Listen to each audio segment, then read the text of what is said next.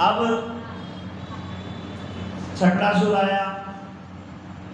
छकड़ासुर मतलब जब पूतना मर गई तो कंस ने एक राक्षस को और भेजा। बैलगाड़ी होती थी जिसको छकड़ा बोलते थे। छकड़े का रूप लेके वो बाहर खड़ा हो गया। अब भगवान की आंखों में किसी प्रकार की भरोसा है, भगवान की आंखों में कोई किसी प्रकार का धोखा दे सकता है। भगवान ने देख लिया कि छकड़ासुर आया है और भगवान ने उसमें डाल दो सारे। भगवान ने देख लिया कि छकड़ासुर आया है तो भगवान ने इच्छा मात्र से पैर का अंगूठा गाड़ी के भिड़ा लगाया और गाड़ी हवा में उछड़ी और दो हिस्सों में टुकड़े हो गए। देखने वालों ने जब ये वृत्तांत नंद बाबा को और यशोदा मैया को कहा तो उन्होंने थारा हो गया, दिमाग खराब। ये गोदियां पालना पाल पड़ा, ये किसके छकड़े मारता, ये तो शुक्र मनाओ कि इसके ऊपर कौन टूटा नहीं, इसमें और मार। तो भगवान अपने ऊपर लेते नहीं। इस प्रकार दिन प्रतिदिन भगवान की लीलाएं चलती रही। अब जब भगवान की लीला चलती रही, कंस को क्या चैन था, जिसको ये पता कि भगवान जो है अवतार ले चुके, जिसने पूतना को मार दिया, जिसने छकड़ासुर को मार दिया, इसका मतलब ये और कोई नहीं, ये देवकी का ही आठवां पुत्र है। ये शंका तो हो गई, यकीन होना बाकी है, उम्मीद तो हो गई है। अब उन्होंने ऐलान करवाया कि भाई जो भी नंद बाबा के यहाँ जाएगा और उस बच्चे को मार के आएगा तो उसका मुंह मांगा इनाम उसको मिलेगा। इस चीज को देख के एक पंडित जी थे, वो लोभ में आ गए, जिनका नाम श्रीधर था। और श्रीधर ने कंस से कह दिया कि महाराज राक्षस राक्षसा में भेजोगे तो कोई अंदर भी प्रवेश नहीं करने देगा और मन में कोई रोक नहीं गा, तो मैं आपका ये काम कर आऊंगा। भगवान बोले ठीक है। कंस ने कह दिया ठीक है, जाए। अब श्रीधर गोकुल पहुंच गया और गोकुल जाके जब बधाई के गीत गाने लगा तो उनको देख के यशोदा ने, नंद बाबा ने उनको अपने घर में जगह दे दी, खाना पीना करवा दिया और खाना पीना करवा के उनको कह दिया कि महाराज आप 2 मिनट बैठो, मैं अपना काम कर आऊँ। श्रीधर उसी समय का इंतजार कर रहा था कि कभी वो इधर उधर न हो और कब मैं अपना काम करूँ। श्रीधर जैसे ही भगवान के नजदीक गया, अब भगवान चाहते तो उसको मार सकते थे, लेकिन पूरी भगवान की, कृष्ण भगवान की कथाएं जो हैं, किसी भी कथा में आपको ये नहीं मिलेगा कि ब्राह्मण के साथ उन्हें बैर किया। भगवान ब्राह्मणों से, गायों से और दलितों से बड़ा प्रेम करते हैं। दलित का मतलब जो दबा देते हैं जिसको, वो दलित होते हैं। वो किसी भी रूप में हो सकते हैं, यानी दबे हुए वर्ग को वो अपना समझते थे, ब्राह्मणों को वो अपना समझते थे, गाय की वो सेवा किया करते। अब उन्होंने देखा कि पंडित जी लोग मधुआ गए, लेकिन इसका मतलब ये ब्रह्म हत्या का दोष क्या मैं अपने ऊपर ले लूं? अब जो आया है इसको सबक भी सिखाना पड़ेगा। तो भगवान ने अपनी माया से खड़े हुए जो पलने में थे और उसके हाथ टेढ़े कर दिए, पांव टेढ़े कर दिए, लकवा मार गया, यानी पैरालाइज हो गया। और लकवा लगा हुआ श्रीधर सबको बता रहा है कि भाई ये बच्चा जो है, ये बच्चा नहीं है, ये भगवान है और ये खुद खड़ा होके आया है और इसने मेरी ऐसी दशा की है। अब किसी के समझ में नहीं आ रही और भगवान ने एक माया और कर दी।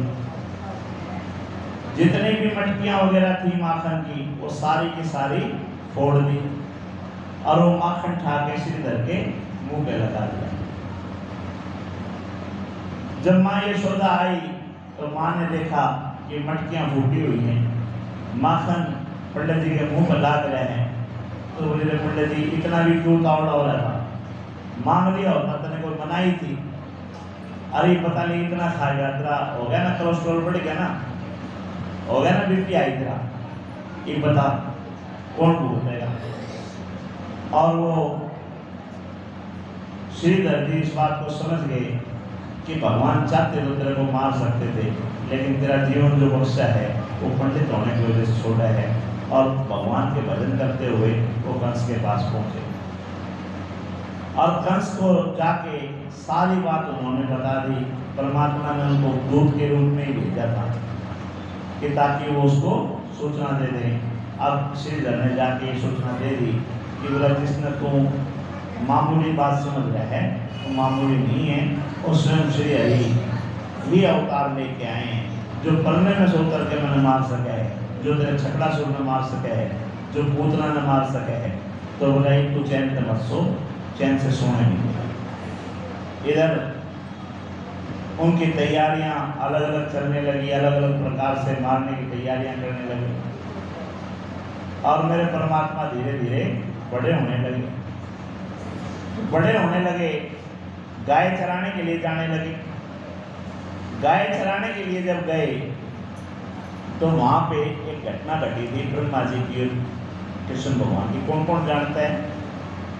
शाबाश जी। और ठीक, चलो जल्दी जल्दी पूरी करते हैं। ब्रह्मा जी ने सोचा, हाँ, ब्रह्मा जी ने सोचा कि जब तू इस संसार के अंदर आया, तू रोया, तू चीखा चिल्लाया और भगवान ने सिर्फ आकाशवाणी की और यूं कह दिया तप कर तप कर तप कर, और जब सामने नहीं आया, क्या ये वही परमात्मा है, वही परब्रह्म है? और ये वो परब्रह्म है तो जिसके दर्शन दुर्लभ हैं, ये बच्चों के साथ छीना झपटी करके उनका झूठा पूठा खा रहा है,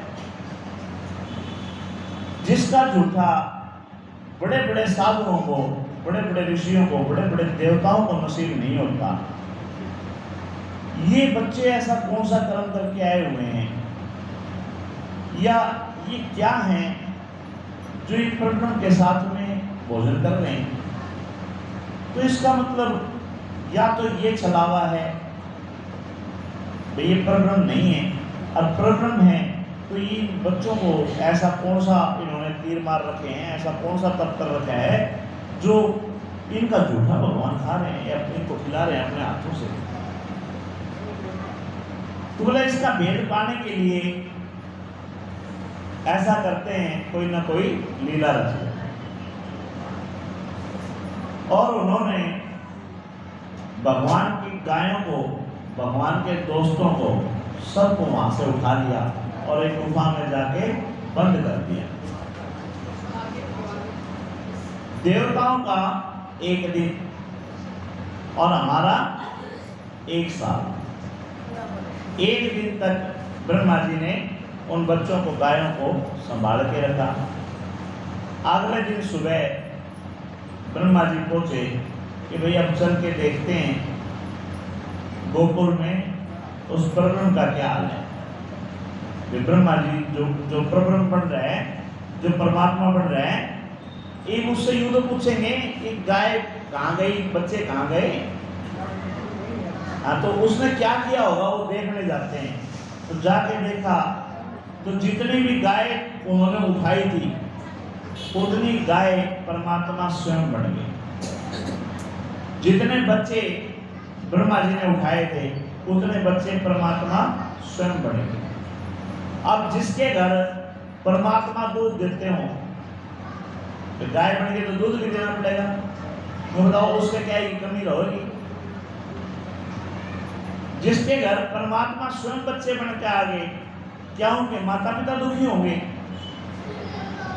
अब कोई दुखी नहीं है, सब जगह मौज हो रही है, सब जगह बंसरी बजने लग रही है, सब आनंदित हैं। तो ये देख के ब्रह्मा जी ने सोचा कहीं तेरे साथ तो धोखा नहीं हो गया, तू गुफा में बंद करके आया था, ये निकाल लाया हो। जाके देखा तो बच्चे और गायें गुफा में बंद हैं और सोए हुए हैं। अब ब्रह्मा जी को समझते देर ना लगी, अब ब्रह्मा जी ने आके भगवान के पैर पकड़े और अपनी गलती मानी। बोले जी मैं किसी भ्रम में था और वो भ्रम दूर करने के लिए मैंने ये लीला रची थी। तब परमात्मा ने कहा कि तेरे को सृष्टि रचना के लिए सिर्फ 5 ही तत्व दिए हैं, अग्नि, पृथ्वी, वायु, आकाश और जल। इसका मतलब ये नहीं है कि सारा सब कुछ तेरे को दे दिया। बिल्ली की कहते हैं ना दंत कथा है, बिल्ली ने शेर को सारे गुण दे दिए। शेर बोला एक तने खाऊंगा, तो बिल्ली जाके पेड़ पर चढ़ेगी। शेर ने कहा मौसी तने में से पेड़ पर चढ़ना तो नहीं सिखाया, तो बोला सारी किस तरह सिखा दूं। तो परमात्मा ने कहा कि तू ये 5 तत्व लेके इससे संसार रच रखा है, तू क्या सोचता है सिर्फ 5 ही तत्व हैं?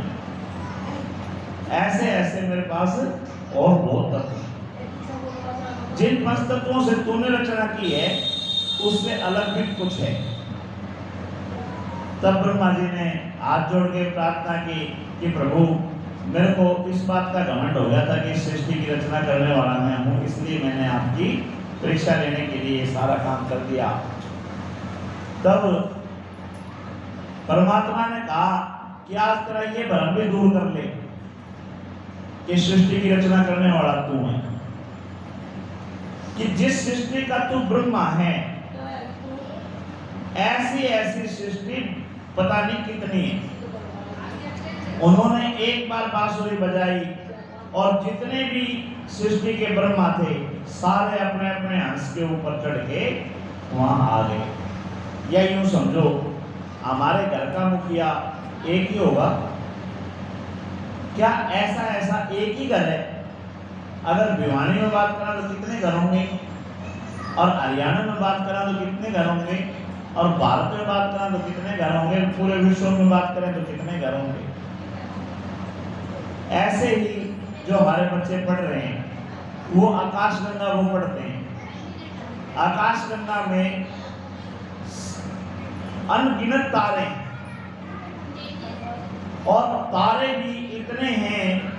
सूर्य भी हमारा एक तारा है, सूर्य भी हमारा एक तारा है, और सूर्य का के 9 ग्रह हैं, 9 ग्रहों में से पृथ्वी पे जीवन है। ऐसे ऐसे जो अगणित जितने भी तारे हैं उनके पास अपनी अपनी पृथ्वियां हैं, अपने अपने ब्रह्मा हैं। उन सभी ब्रह्माओं का मालिक मेरे परमात्मा है। तो बोला जो तू घमंड था तेरा, अब तू देख कि इतने ब्रह्मा आए हुए हैं, इनमें तेरा स्थान कहाँ है। तब परमात्मा की स्तुति ब्रह्मा ने की और ब्रह्मा जी को उन्होंने आशीर्वाद देकर अपने स्थान पे भेज दिया। उसी समय एक घटना और घट गई थी। क्या घट गई थी? उस जंगल के अंदर आग लग गई थी। जब आग लग गई तो सारे उसके जितने भी दोस्त थे सब कहने लगे परमात्मा से कि भाई तेरे को भगवान कहते हैं, तेरी बहुत सी कथाएं हमने सुनी हैं, तूने पूतना मार दी, तूने शक्टासुर मार दिया, तूने भाई छकड़ासुर मार दिया, तूने अजासुर मार दिया, तूने बकासुर मार दिया, भाई पता नहीं कितनी कथाएं तेरी सुनी हमने, और इस विकट स्थिति में तू ही हमारे को बचा। जब परमात्मा अपने ऊपर कुछ लेते ही नहीं, ना वो ये लेते कि भाई मैंने अच्छा कर दिया, वो चाहते तो महाभारत अकेले ही खत्म कर सकते थे, कोई जरूरत नहीं थी पांडवों से लड़ाने की। तो उन्होंने कहा कि भाई ऐसा है, इस परिस्थिति में आंखें बंद कर लो और भगवान का नाम लो, अब भगवान ही तुम्हारी रक्षा करें। तो सब ने अपनी आंखें बंद कर दी। कोई एक आध जो बदमाश बच्चा था उसने अपनी आंखें खुली भी रख ली, और भगवान ने विकराल रूप लेके, क्योंकि जैसी स्थिति होती है वैसा रूप लेना पड़ता है, विकराल रूप लेके और श्वास से उस सारी अग्नि को खींच लिया, उस अग्नि का पान कर लिया, अग्नि को पी गए। हमारे यहाँ कहते हैं पत्ता तक हिलता नहीं, खिले ना कोई फूल। अगर परमात्मा की इच्छा ना हो तो वायु किसी तिनके, ये भागवत की कथा है ये भी, कि तिनके को वायु उड़ा नहीं सकती, अग्नि तिनके को जला नहीं सकती, और जल पृथ्वी उस पत्थर को डुबा नहीं सकता। अगर परमात्मा की इच्छा ना हो तो ये पंच तत्व भी परमात्मा के अधीन है, उसके बाहर काम नहीं कर सकते। तो उस अग्नि का भी पान मेरे परमात्मा ने कर लिया। और ये घटना 1 साल बाद, क्योंकि 1 साल वो गुफा में सोए रहे थे, अपने घरवालों को उन्होंने बताया कि जंगल में ऐसी ऐसी घटना हुई, आग लगी और इसने बहुत बड़ा रूप करके और उस सारी अग्नि को पी गया। तो सारे कहने लगे चल चुप, फालतू बात करता है, इतनी भाई छोटा सा बच्चा है, इतना कहाँ से विकराल रूप लेगा, मन गढ़ंत बातें बनाते हो। उनकी बातों में किसी ने विश्वास नहीं किया। लीलाएं धीरे धीरे चलती रही। फिर मेरे परमात्मा माखन चोर कहलाए। ये झांकी जो आपको दिखाई दे रही है, ये घरों में किस किस ने देखी ये बताओ। आज तो फ्रिज है आपके पास में, अलमारियां हैं, पहले फ्रिज नहीं होते थे, अलमारियां नहीं होती थी। माताएं अपने सामान को, चाहे वो घी हो, मक्खन हो, चाहे वो दहिया हो, चाहे वो सब्जियां हो, चाहे रोटियां हो, ऐसे टोकरे टांग दिया करते ऊपर और उसके ऊपर रहा करते, छिक्का बोल देते थे उसको। तो इस तरह से छिक्के के ऊपर टंगी होती थी।